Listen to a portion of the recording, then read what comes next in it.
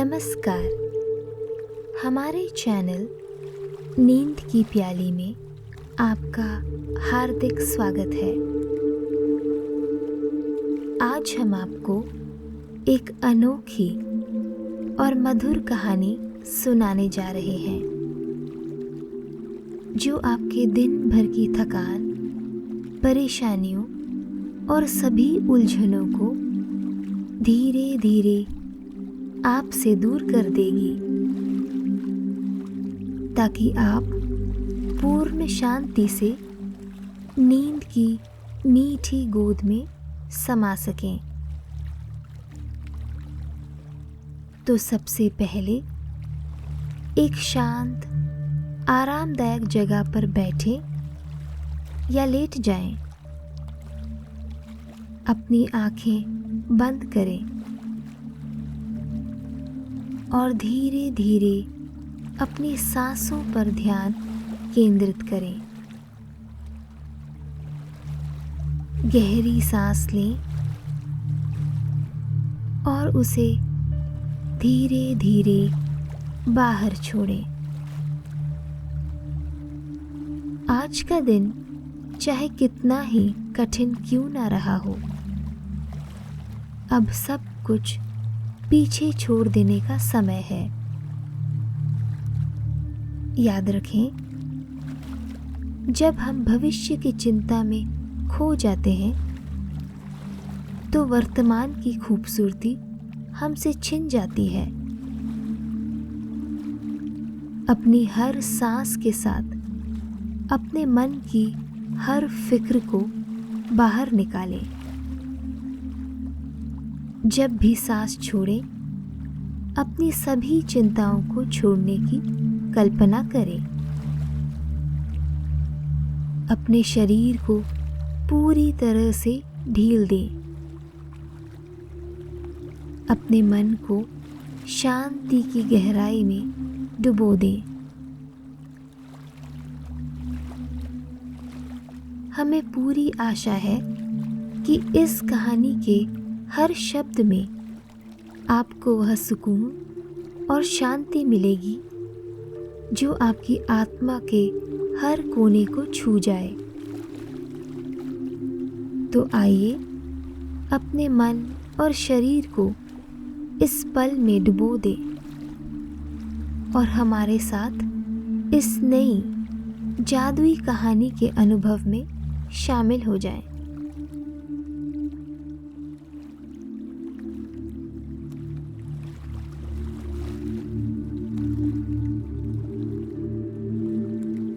बहुत समय पहले की बात है। एक शांत और खूबसूरत गांव में एक बेहद कुशल और समर्पित बुनकर रहता था, जिसका नाम था पार्थ। उसकी बुनाई में एक विशेष प्रकार का जादू था, एक ऐसी कला जो हर धागे में उसकी आत्मा और भावनाओं को पिरो देती थी। जब वह अपने चरखे पर धागों को लपेटता तो मानो हर धागे के साथ प्रकृति की सुंदरता की गहराई उसकी बुनाई में शामिल हो जाती। उसकी साड़ियाँ सिर्फ वस्त्र नहीं थी, वे जीवंत चित्रकला का स्वरूप थी। उनकी खूबसूरती और कोमलता ऐसी थी मानो उनमें जन्नत की किसी सुंदर बगिया की झलक हो। हर साड़ी में रंगों और धागों का ऐसा सजीव मिलन होता कि देखने वाले को लगता जैसे वह किसी कहानी को अपने आंचल में समेटे हुए है। पार्थ की कला की चर्चा सिर्फ उसके गांव में ही नहीं थी, बल्कि आसपास के कई गांवों और नगरों में भी थी। लोग दूर दूर से उसकी साड़ियों को देखने और खरीदने आते थे। उसकी साड़ियों का नाम इतना प्रसिद्ध था कि कई बार राज्य के बड़े नगरों से भी व्यापारी उसकी साड़ियां खरीदने आते थे। लेकिन पार्थ का मकसद सिर्फ व्यापार करना नहीं था। उसकी बुनाई एक साधना थी, एक भक्ति थी जिसे वह बड़ी श्रद्धा और सच्चाई से निभाता था। पार्थ की हर साड़ी में एक गहरी कहानी छुपी होती थी। कहीं फूलों की कोमलता, तो कहीं पेड़ों की छांव, कहीं नदियों की लहरें, तो कहीं ऊंचे पर्वतों की शांति। उसकी कला में प्राकृतिक और आध्यात्मिक सौंदर्य का ऐसा संगम था कि जो एक बार उसकी साड़ियां देख लेता, वह कभी उसे भूल नहीं पाता। उसकी बुनाई में भगवान श्री कृष्ण के प्रति उसकी भक्ति और प्रेम का अद्वितीय रंग बसा हुआ था। पार्थ हर साड़ी में श्री कृष्ण की कथाओं के दृश्य को इस प्रकार पिरोता था कि लोग उसे देखकर मंत्रमुग्ध हो जाते थे। वह मानता था कि उसकी हर सफलता का कारण केवल उसकी मेहनत नहीं, बल्कि भगवान श्री कृष्ण की कृपा थी। चैत्र से फाल्गुन तक चाहे कोई भी महीना हो, पार्थ सबसे पहले भगवान श्री कृष्ण की पूजा करता, अपनी बुनी हुई साड़ियों को उनके चरणों में समर्पित करता और तभी वह उन्हें आम जनता के समक्ष प्रस्तुत करता। उसके दिल में एक अटूट विश्वास था कि जब तक भगवान का आशीर्वाद उसकी बुनाई में शामिल नहीं होगा, तब तक वह दूसरों को अपनी कला नहीं पेश कर सकता। पार्थ का मानना था कि उसकी कला सिर्फ उसे प्रसिद्धि या पैसा नहीं देती, बल्कि वह उसके जीवन का एक अनिवार्य हिस्सा थी। पार्थ के दिल में हर जरूरतमंद के लिए विशेष स्थान था। उसने एक छोटा सा समूह बना लिया था जो वृद्ध, विकलांग और जरूरतमंद लोगों से भरा हुआ था। ऐसे लोग जिन्हें कहीं और काम मिलने की उम्मीद भी नहीं थी। ये सभी पार्थ को सिर्फ मालिक नहीं, बल्कि एक मसीहा मानते थे। वह उन्हें सिर्फ रोजगार ही नहीं, बल्कि आत्मसम्मान और स्नेह भी देते थे। इस छोटे से परिवार में एक अनोखी खुशी, विश्वास और अपनापन था। फिर एक दिन अचानक राजमहल के एक राजसेवक ने आकर सूचना दी कि रानी सेजल ने जन्माष्टमी के अवसर पर 1000 साड़ियों का विशेष आदेश दिया है।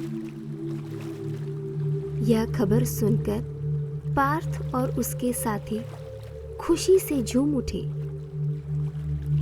उनके लिए यह एक महत्वपूर्ण अवसर था, रानी के उत्सव के लिए अपनी कला को समर्पित करने का अवसर।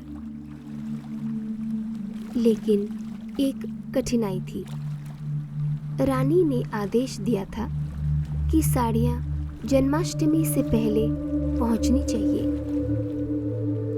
अपनी भक्ति के कारण पार्थ तब तक अपनी बुनी हुई साड़ियों को बेचने के लिए प्रस्तुत नहीं करते जब तक कि उन्हें भगवान श्री कृष्ण की चरणों में अर्पित नहीं कर लेते। जन्माष्टमी से पहले वे रानी सेजल को साड़ियां प्रस्तुत नहीं कर पाएंगे। जब उसने यह बात राजसेवक से कही तो वह नाराज हो गया और तुरंत उसे रानी के दरबार में हाजिर होने का आदेश दे दिया। दरबार में पहुंचते ही पार्थ ने रानी के सामने हाथ जोड़कर अपनी भक्ति की बात कही। उसकी आवाज में दृढ़ता थी और दिल में सच्चाई। उसने रानी से निवेदन किया, रानी साहिबा, मेरे लिए भगवान श्री कृष्ण का आशीर्वाद सबसे पहले है। उनकी पूजा और कृपा के बिना मैं अपने काम को पूरा नहीं मानता। कृपया मुझे कुछ और समय दें ताकि मैं उनकी पूजा कर उनका आशीर्वाद लेकर ही ये साड़ियाँ आपको समर्पित कर सकूं। रानी ने उसकी बात ध्यान से सुनी और थोड़ी सोच विचार के बाद कहा, मैं तुम्हारी भक्ति का सम्मान करती हूँ, लेकिन इस आदेश में देरी न हो। यदि किसी कारण से देरी हुई तो तुम्हें इसका परिणाम भुगतना पड़ेगा। पार्थ ने वादा किया कि वह हर संभव कोशिश करेगा और अपना काम समय पर पूरा करेगा। पार्थ और उसके साथियों ने दिन रात मेहनत कर हर साड़ी को प्यार और लगन से बुना। उन्होंने हर साड़ी में भगवान कृष्ण के प्रति अपने असीम प्रेम को उकेरा। उन्होंने भगवान श्री कृष्ण के प्रति अपनी असीम भक्ति और श्रद्धा को भी संजोया। हर धागे में उनकी भावनाएं और हर रंग में उनकी श्रद्धा प्रतिबिंबित हो रही थी। जन्माष्टमी के पावन दिन पर पार्थ ने हर्ष और उल्लास के साथ भगवान श्री कृष्ण की पूजा की। उनके लिए यह केवल पूजा नहीं, बल्कि अपने आराध्य के प्रति अपनी कृतज्ञता व्यक्त करने का अवसर था। जब साड़ियाँ भगवान के चरणों में रखी गईं, तो वह पल उनके लिए अत्यंत भावुक और अविस्मरणीय था। ऐसा लगा मानो उनकी सारी मेहनत को एक अनोखा सार्थकता मिल गई हो। उन्होंने भगवान से प्रार्थना की कि इन साड़ियों में उनका आशीर्वाद समाहित हो और उनकी भक्ति का यह स्वरूप लोगों तक पहुंचे। पूजा के बाद पार्थ और उसके दो साथी साड़ियों को बैलगाड़ी में लादकर महल की ओर निकल पड़े। कुछ दूर चलते ही अचानक जोरदार बारिश शुरू हो गई। चलते चलते वे एक नदी के किनारे आ पहुंचे, जिसे उन्हें पार करना था। वह नदी, जिसका प्रवाह हमेशा शांत और सहज होता था, अब बारिश की वजह से लहरों से हलचल मचा रही थी। पार्थ का दिल तेजी से धड़कने लगा, लेकिन तभी पार्थ को रानी सेजल को दिया हुआ अपना वचन याद आया और उस वचन की ताकत ने उसे नदी पार करने का साहस दिया। कुछ दूर तक बैलगाड़ी चलती रही, लेकिन अंत तक आते आते पार्थ की लाख कोशिशों के बावजूद पानी का तेज बहाव साड़ियों तक पहुंच ही गया और वे भीगने लगी। पार्थ के सामने उसकी महीनों की मेहनत और कला मानो पानी में बहती हुई दिखाई देने लगी। उसकी आंखों में आंसू भर आए, परंतु उसने भगवान का नाम लेकर इस यात्रा को जारी रखने का निश्चय किया। बाकी का सफ़र पार्थ ने चुपचाप और भारी मन से बिताया। उन भीगी साड़ियों को देखकर ऐसा लग रहा था कि उनकी उम्मीदें भी भीग गई हैं और अब वह राज दरबार जाकर क्या कहेंगे, यह सोचकर वह चिंतित थे। इस निराशा के पल में उसने भगवान कृष्ण को याद किया। महल पहुंचते ही पार्थ ने भारी मन से साड़ियां उतारनी शुरू की। काफी साड़ियां अब गीली और कीचड़ में लथपथ हो चुकी थी। उसके मन में भगवान कृष्ण के प्रति एक प्रार्थना उमड़ी।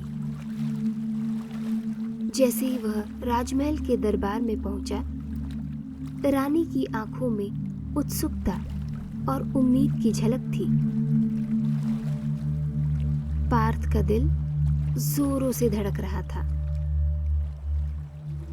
जैसे ही साड़ियां खोली गईं, पार्थ ने देखा कि सभी साड़ियां चमकदारी रूप से सूखी थीं। उनकी सुंदरता को और बढ़ाने के लिए हर एक साड़ी पर सुंदर मोर पंख और कमल के फूल सजे हुए थे, जैसे किसी ने उन्हें प्रेम से सजाया हो। पार्थ आश्चर्यचकित थे। जो साड़ियां कुछ पल पहले भीगी हुई थीं, कीचड़ से लथपथ, अब सूखी और अनोखी सुंदरता से चमक रही थी। यह तो वास्तव में कोई चमत्कार ही था। और वह मोरपंख और कमल के फूल की स्थापना भी अद्भुत थी। ये सब कैसे संभव हुआ? जब वह संभावनाओं पर विचार कर रहे थे, तभी उन्हें कुछ याद आया। उसने प्रवेश करने से पहले भगवान कृष्ण की प्रार्थना की थी, और यह सब उन्हीं की लीला है। दरबार की महिलाओं और रानी ने इन साड़ियों को देखकर बेतहाशा तारीफों की झड़ी लगा दी, मानो उन्होंने ऐसी कला पहले कभी नहीं देखी थी। रानी की आंखों में भावनाएं तैरने लगी और उसने कहा, पार्थ, मैंने अपने जीवन में ऐसी अद्भुत कारीगरी कभी नहीं देखी। ऐसा लगता है कि स्वयं भगवान श्री कृष्ण ही इन साड़ियों को आशीर्वाद दिए हैं। तुम्हारी भक्ति ने इन्हें दिव्य बना दिया है। तुम्हारे हाथों में सचमुच जादू है। पार्थ ने एक मोर पंख को हाथ में लिया और भगवान कृष्ण का धन्यवाद किया। उसकी आंखों में खुशी और भक्ति के आंसू बहने लगे। उस पल उसने गहराई से महसूस किया कि भगवान हमेशा उसके साथ थे, उसकी हर मेहनत में और उसकी भक्ति में। भगवान का आशीर्वाद हमेशा उन लोगों पर होता है जो ईमानदारी और दृढ़ता से मेहनत करते हैं। जब हम अपने कार्यों में सच्चाई और लगन के साथ जुटे रहते हैं, तो ईश्वर हमें मार्गदर्शन देते हैं और हमारी मेहनत के फल को संपूर्णता प्रदान करते हैं।